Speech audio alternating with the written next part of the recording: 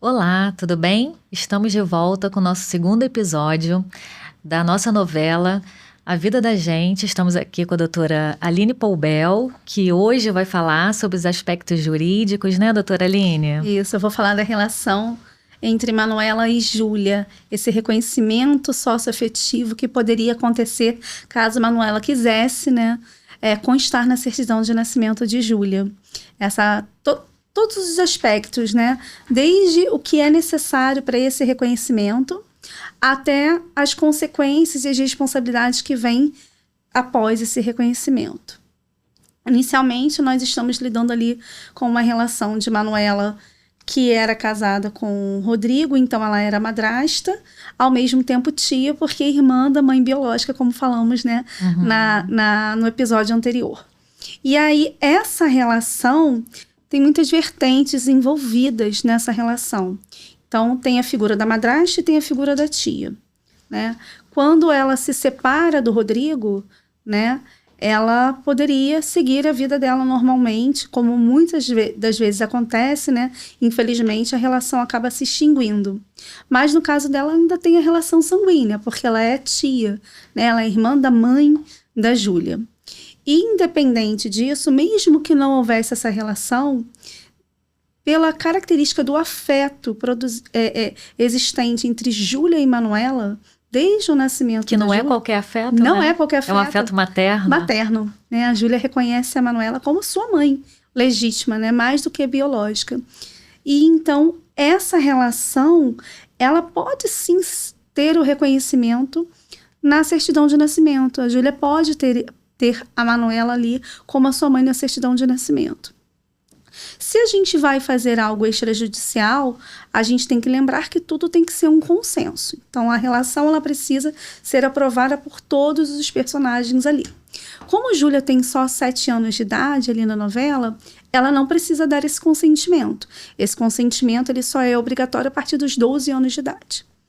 Com 7 anos de idade, Rodrigo e Ana que deveriam consentir para que a Manuela pudesse, né, fazer parte, então, da certidão de nascimento de Júlia e, efetivamente, juridicamente, exercer essa maternidade, essa relação socioafetiva. A partir disso, eles entrariam com a documentação, tem um questionário que você preenche lá um formulário, na verdade, lá no cartório do RCPN. Pode ser qualquer RCPN, não precisa ser o RCPN de nascimento da criança, tá? Porque muitas das vezes a criança pode se mudar com os familiares para outra cidade, para outro estado, então isso não há impedimento, não precisa ser no mesmo cartório de registro inicial, porém precisa ser num RCPN. E aí teria que ter a anuência de Rodrigo e Ana, nesse caso, né? Os personagens principais, que são os biológicos. A partir daí, é irrevogável. Essa é uma característica do reconhecimento socioafetivo, seja extrajudicial, seja judicial. O judicial é quando você não obtém a concordância de um ou outro genitor, ou de ambos os genitores, né? E aí você busca judicialmente. Nessa busca judicial, você precisa realmente fazer provas mais robustas do que na extrajudicial. Na extrajudicial, além da concordância, você também precisa fazer essas provas. E aí você poderia perguntar o porquê, se todos estão concordando. Um dos motivos que tem para a necessidade dessa prova de afetividade, que realmente existiu aquela relação que faz com que você venha a reconhecer como seu filho na certidão de nascimento, é para impedir a burla ao cadastro de adoção. Porque se você não faz essa prova, né, da convivência anterior, ela tem que ter tido uma convivência pretérita, ela tem que ter tido essa relação de afeto. Porque a relação de afeto posterior a gente tem nos processos de adoção, em que você entra naquele cadastro, você se habilita, uma criança destinada a você, e aí você levanta essa criança, né, você tem aquele primeiro contato, aquele primeiro convívio com a criança, mas somente depois que ela vai para sua casa é que a relação de afeto é construída. Nesse reconhecimento socioafetivo é o contrário. Ele precisa ser pretérito ao reconhecimento jurídico, para que a gente possa realmente não ter essa burla ao cadastro de adoção. Entendi. Doutora Aline, e no aspecto jurídico, como é que você daria esse desenho, né? No caso, judicialmente. Isso. Judicialmente, você precisaria distribuir uma ação, e aí os réus seriam os genitores não concordantes. Então, se você tem um genitor que concorda, ele pode dar uma declaração, né, que vai junto com o seu processo, vai ser uma das provas ali, uma declaração, e ele depois ratifica também, tá, no processo, e você move essa ação requerendo esse reconhecimento, e o genitor que não concorda, ele vai ser citado, né? Agora, se a criança, a partir dos 12 anos de idade, não concorda, fica mais difícil você conseguir, né? Porque se a própria criança ela não concorda desse reconhecimento da socioafetividade, né? Eu entendo que já cai o próprio objeto desse pedido. Então, eu entendo que se fosse um cliente me procurando no escritório para um reconhecimento socioafetivo de uma criança maior de 12 anos, não concordando, eu já iria informar que já não teria uma das características, né, necessárias para esse reconhecimento. A principal característica. A principal, que é o afeto. Aquela criança, ela precisa reconhecer o afeto. E entendo até que com menos de 12 anos, né, ainda que não precise do reconhecimento, a prova de que haja pelo menos um mínimo, né, da relação desse afeto é necessária.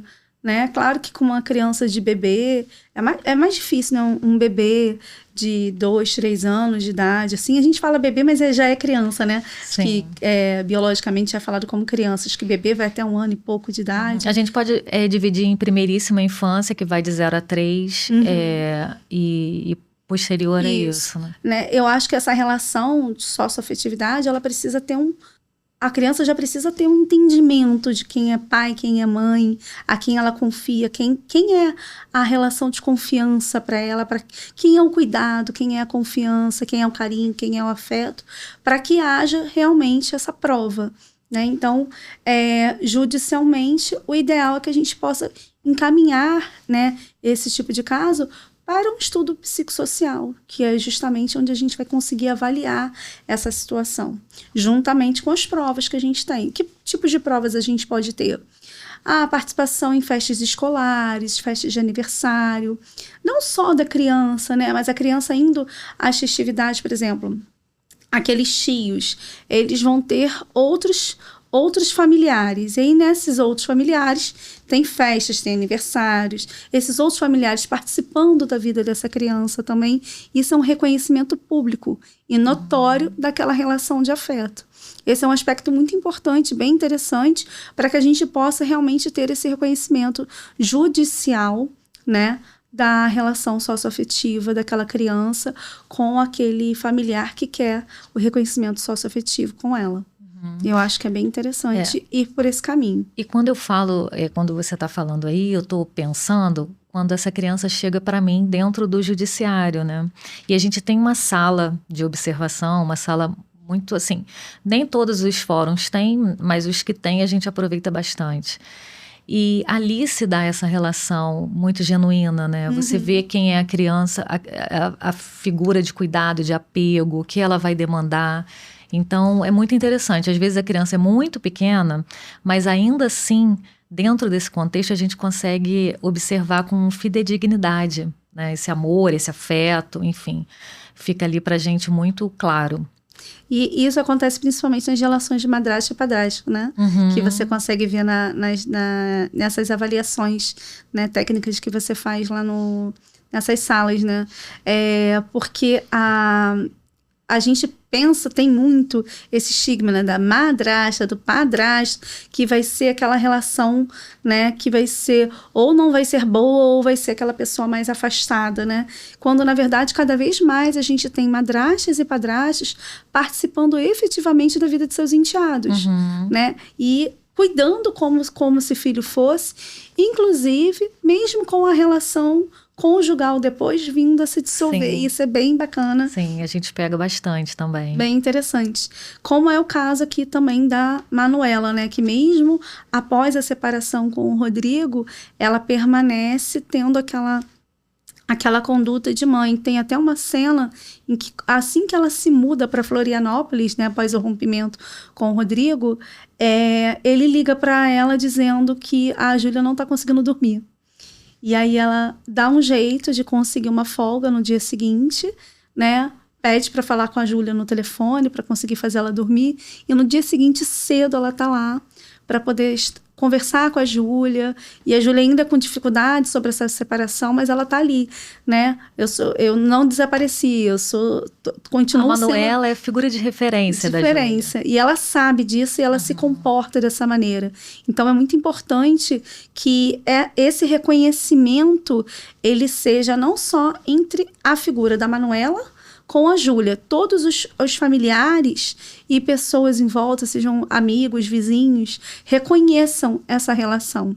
E no caso, né, da novela, ela é notória. Eu gosto muito de usar esse exemplo para o reconhecimento socioafetivo, porque fica mais palpável, fica mais fácil de você visualizar como seria essa relação socioafetiva, né? Sem ser apenas de uma madrasta. No caso da Manuela, tem as figuras misturadas, madrasta e tia. Mas poderia ser só tia, porque como a irmã dela entrou em coma, mesmo que ela não tivesse tido uma relação com o Rodrigo, ainda assim a Júlia poderia ter tido esse mesmo apego com a Manuela, né? Não sei se de repente residindo em casas separadas seria tão forte como foi construído, mas ainda assim seria bem, bem presente na vida dela. Doutora Aline, e quais são os efeitos dessa declaração, desse registro? Após o registro, primeiro a gente vai para a parte do nome. Não é obrigatório mudar o nome da criança. Pode ser mudado, você pode alterar para ter o sobrenome dessa relação socioafetiva nova, tá? Mas não é obrigatório. Aí a gente vai ter todos os elementos normais que tem o poder familiar. Então a gente tem a relação de obrigação de cuidado, a questão da guarda, o direito à convivência, a prestação de alimentos, né? Então não necessariamente necessita ser regulamentada judicialmente, ela pode ser em acordo entre as partes, desde que todos estejam em acordo. Mas ela pode também ser passível de uma ação de alimentos, porque a partir do momento em que você assume aquela criança, assume a parentalidade, todas as consequências vêm junto. Assim como você passa a ter direito à herança, tanto de um quanto do outro, né? Então, por exemplo, se essa criança tem um patrimônio, né? E infelizmente vem a falecer, né? Aquela relação socioafetiva, como ascendente, também tem direito à herança. E vice-versa, né? Então, se o genitor falecer, também a criança passa a herdar, ainda que não seja biológico. A gente precisa fazer a comparação à adoção. Essa criança, ela não tem uma relação estranha daquele reconhecimento socioafetivo. Ela passa a ser natural. Ela passa a ser como ascendente e descendente. E ali a gente tem todas as relações jurídicas normais desse reconhecimento, né? Seja ele extrajudicial, através do cartório, num ato perfeito, né? Ilegal, ou judicialmente, né? O judicialmente ele demora mais um pouco, o extrajudicial é mais rápido, né? Mas se não há anuência de todas as partes, precisa ir para o judicial. E também tem uma característica do judicial. Mesmo que tenha anuência de todos, se houver mais de um pedido para o reconhecimento, aí precisa ser no judicial. Justamente para não ter aquela burla da adoção que eu falei anteriormente. Então, nem sempre vai para o judicial por conta do litígio ou da não concordância, mas sim por conta de questões de regulamentação mesmo das normas que a gente tem do CNJ e outros provimentos em relação a isso. Outra questão sobre o que você falou do cadastro, né? Hoje em dia você tem tanto do RCPN diretamente com a Receita Federal. Então, todas essas informações, né, para poder emissão da nova certidão de nascimento, né, essas informações elas já são diretas. Antigamente, você precisava pegar a documentação, levar na Receita Federal, fazer todos os cadastros. E hoje em dia já existe um convênio entre o RCPN e a Receita Federal. Né? Então, já vai diretamente, já resolve. Quando não resolve, quando há algum problema, aí sim você precisa diligenciar para resolver uma questão ou outra, mas normalmente não é preciso. Tá? E agora, uma questão que eu gostaria de saber também é se dentro desse documento entra o nome dos avós, assim como na ocasião do nascimento. não, entra o nome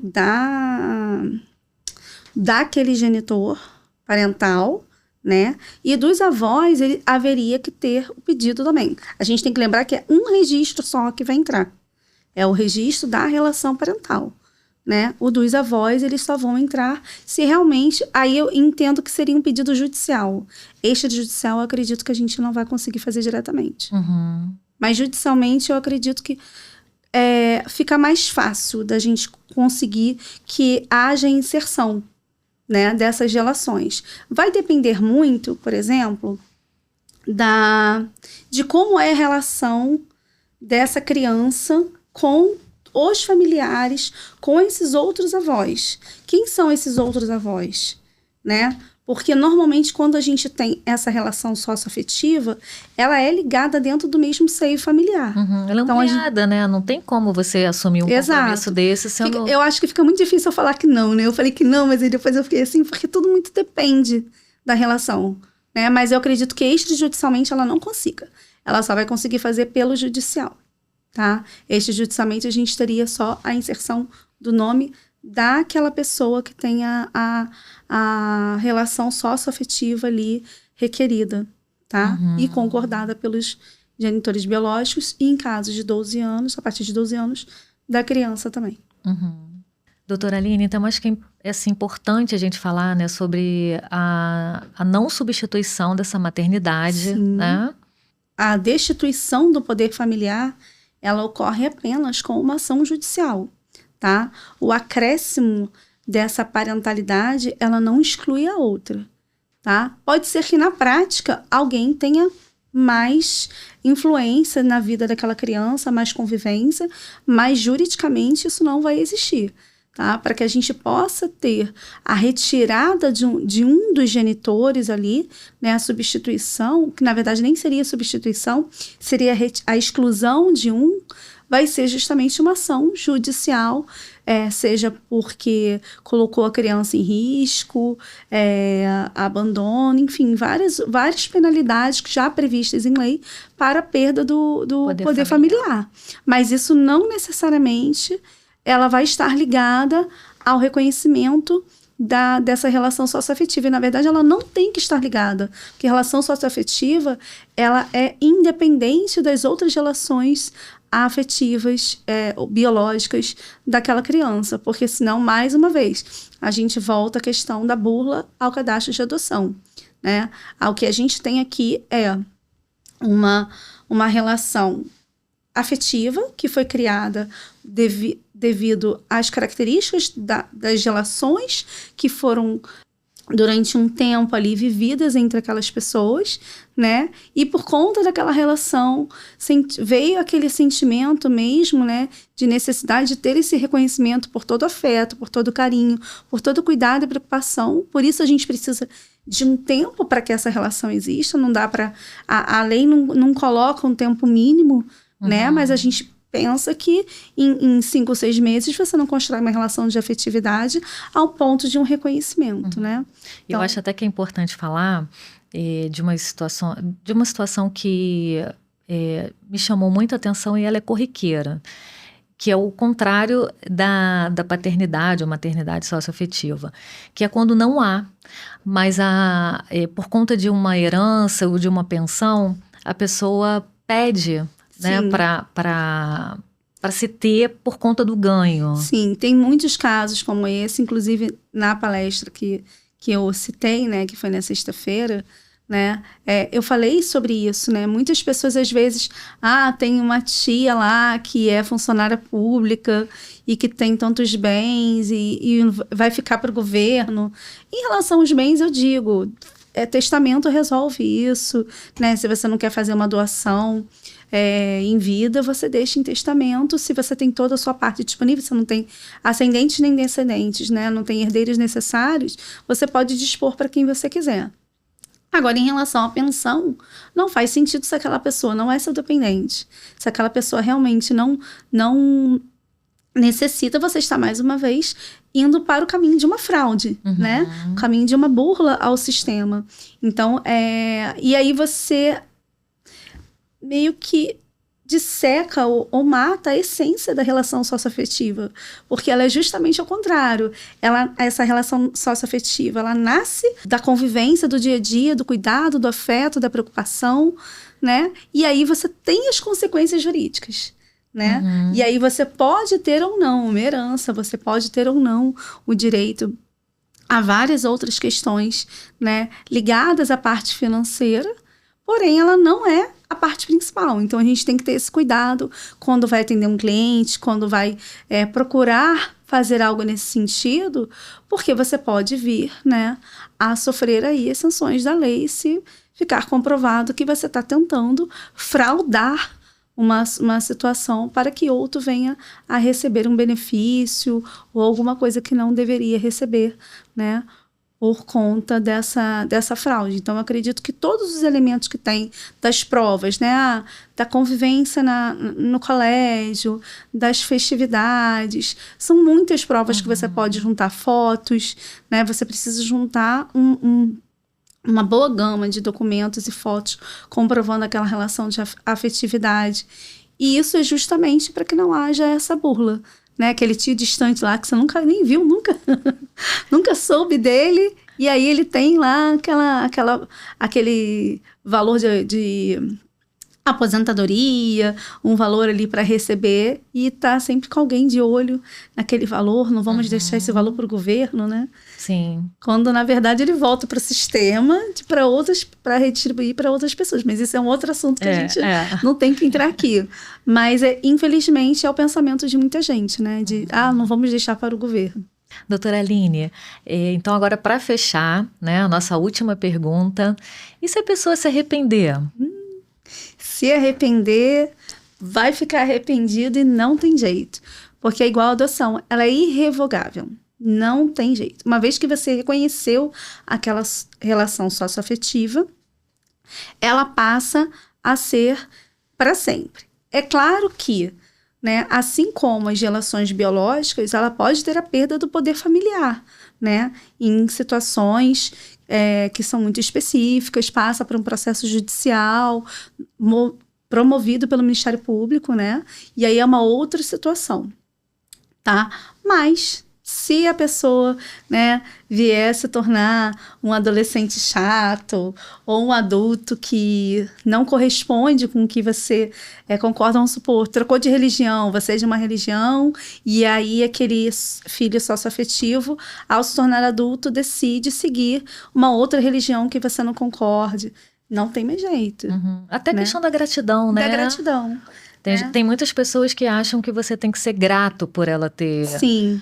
Esse reconhecimento. E aí fica aquela questão. Se você tem um filho seu biológico, você corre o mesmo risco, né, de uma relação socioafetiva também, de um reconhecimento socioafetivo.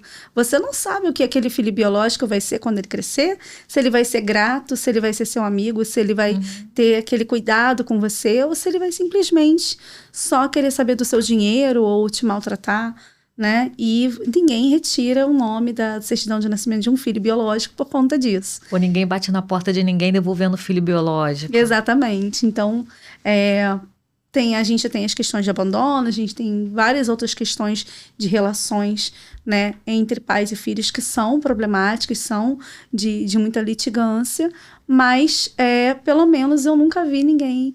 Assim, eu já vi, né, diante de crianças que já sofreram maus tratos, que já sofreram algumas questões, pedir para tirar o nome daquele genitor ou genitora da certidão de nascimento. Já vi o filho requerendo.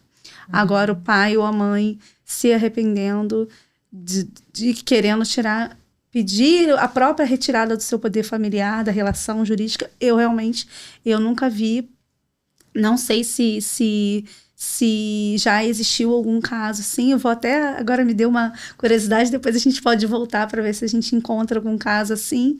Mas é irrevogável, não tem jeito. Não pode ficar arrependido, né? E por isso eu falo, se a sua intenção é beneficiar, eu gosto tanto dele, gostaria que ele herdasse tudo que eu tenho, faz um testamento. Que pode ser... anulado, você pode voltar atrás dos termos do seu testamento a qualquer momento, antes do seu falecimento, né? Então, o testamento, sim, é revogável, né? Agora, o reconhecimento socioafetivo, não. Muito obrigada. Eu que agradeço. Esse foi mais um Tramas e Traumas com a doutora Bianca Quitete. Muito obrigada. Gostei muito de hoje da gente falar a parte jurídica. Obrigada, doutora Aline. Também foi muito bom estar aqui com você. Até a próxima, gente. Até a próxima. Tchau.